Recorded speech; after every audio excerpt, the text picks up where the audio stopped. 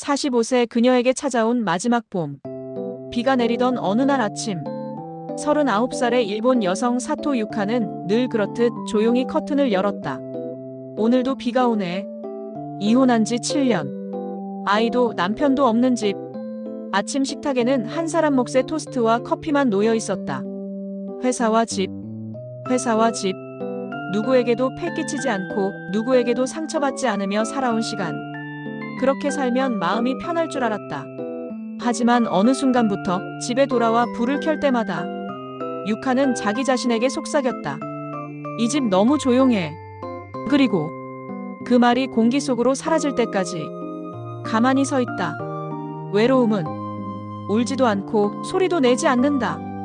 그저 사람의 하루 속에 천천히 스며들 뿐이다. 낯선 동거. 며칠 뒤 유카는 집 앞 부동산에서 한 장의 전단을 보게 된다. 한국인 유학생, 방 구합니다.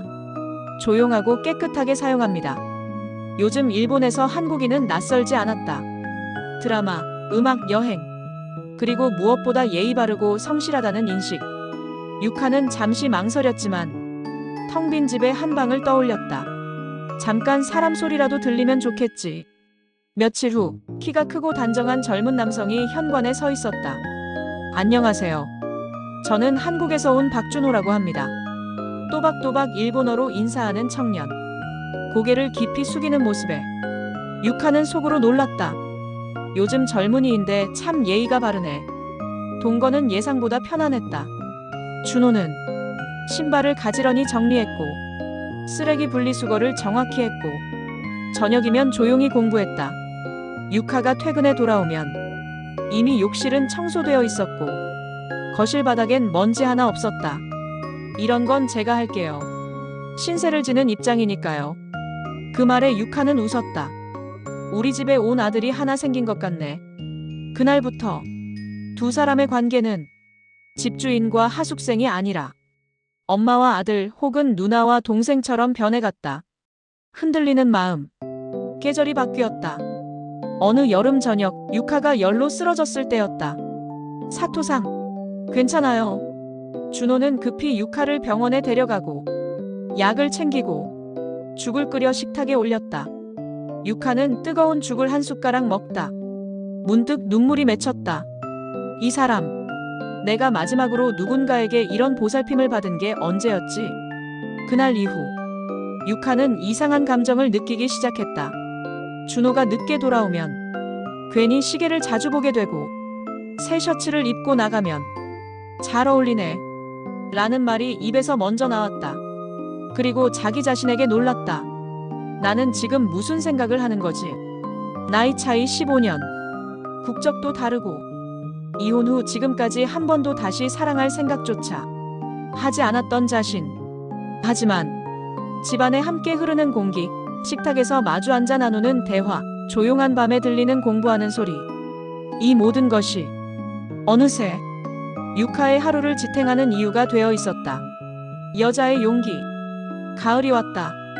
창밖에는 노란 은행잎이 흩날렸고 유카는 따뜻한 차를 마시며 조용히 생각에 잠겨 있었다.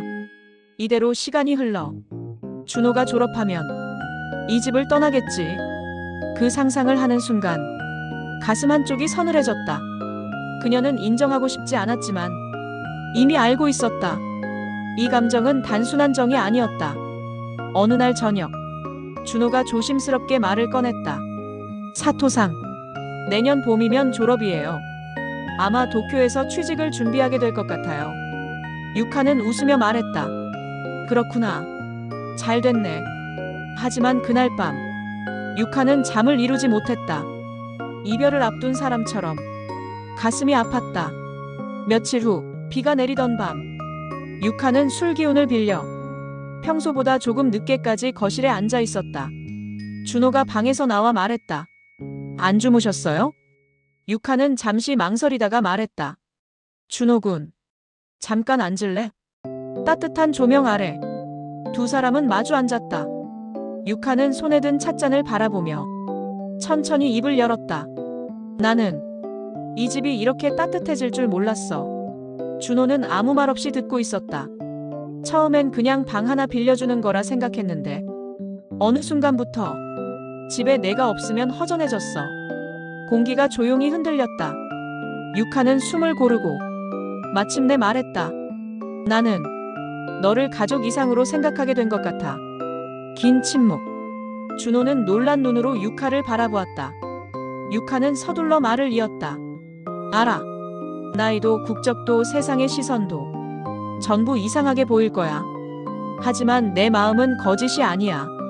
말을 끝내자. 유카는 고개를 숙였다. 미안해. 부담 주려던 건 아니야. 그냥 떠나기 전에 내 진심은 말하고 싶었어. 그때 준호가 조용히 말했다. 사토상. 유카는 고개를 들었다. 준호의 눈빛은 당황이 아니라 깊은 고민 끝에 나온 진지함이었다. 저도 이 집이 너무 소중해요.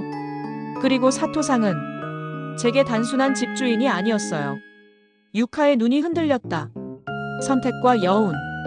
다음 날 아침 두 사람은 평소와 똑같이 식탁에 앉아 있었다. 하지만 어제와 완전히 다른 공기. 준호가 먼저 말했다.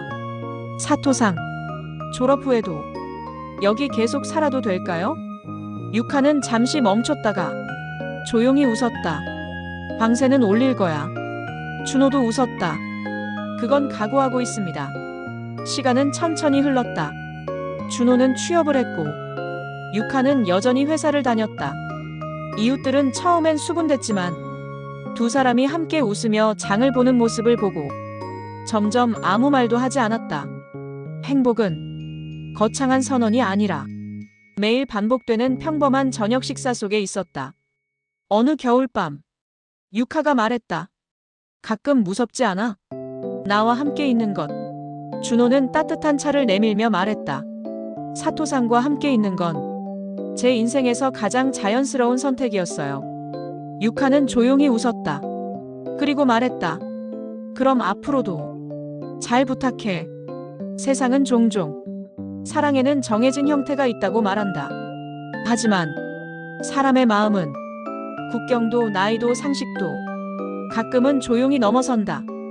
외로움 속에 피어난 작은 인연이 누군가의 삶을 다시 따뜻하게 만든다면 그것은 틀린 사랑이 아니라 용기 있는 사랑일 것이다. 준호가 취업이 결정되던 날 유카는 회사에서 조기 퇴근했다. 현관 앞에서 준호의 구두가 보이지 않았다. 오늘은 늦나. 그때 우편함에 꽂힌 한 장의 서류가 눈에 들어왔다. 재료 자격 변경 심사 통지서. 유카의 손이 떨렸다.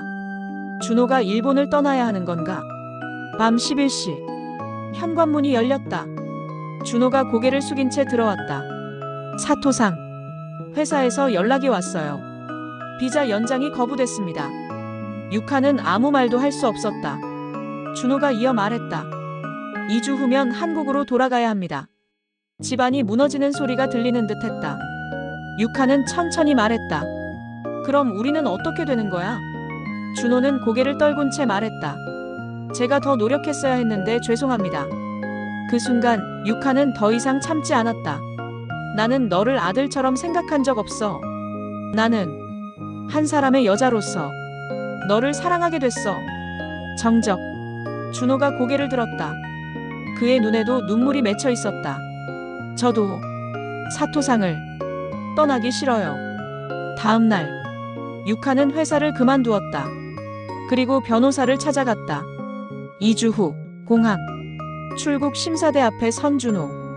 그때 뒤에서 누군가가 그의 손을 잡았다. 유카였다. 도망치듯 떠나지 마. 우리 같이 방법을 찾자. 준호가 떨리는 목소리로 말했다. 하지만 세상이. 유카가 말했다. 세상은 원래 남의 일엔 쉽게 말해. 하지만 내 인생은 내가 선택하는 거야. 1년 후. 도쿄의 작은 카페. 두 사람은 나란히 서 있었다. 카페 간판에는 이렇게 쓰여 있었다. IAIN 하우스 준호 앤드 유카. 준호가 말했다. 그날 공항에서 손을 잡아줘서 제 인생이 바뀌었습니다. 유카는 웃으며 말했다. 나도. 사랑은 언제나 순서대로 오지 않는다. 그리고 용기는 언제나 계획대로 생기지 않는다. 하지만 한 사람이 다른 사람의 손을 잡아주는 순간 인생은 새로운 방향으로 흐르기 시작한다. 비 오는 날 그녀의 집에 온 한국 청년. 이 이야기를 보시며 어떤 감정을 느끼셨나요? 사람의 인연에는 스쳐가는 인연도 있고 오래 남는 인연도 있습니다. 오늘 이야기 속 두 사람의 만남은 참으로 따뜻하고 아름다운 선연이었지요. 국경도 나이도 사랑 앞에서는 결국 큰 장애가 되지 않는다는 것을 조용히 보여준 이야기였습니다. 오늘 영상이 당신의 마음에 작은 온기를 남겼다면 구독과 좋아요로 응원해 주시면 다음 이야기로 다시 찾아오겠습니다. 시청해 주셔서 고맙습니다.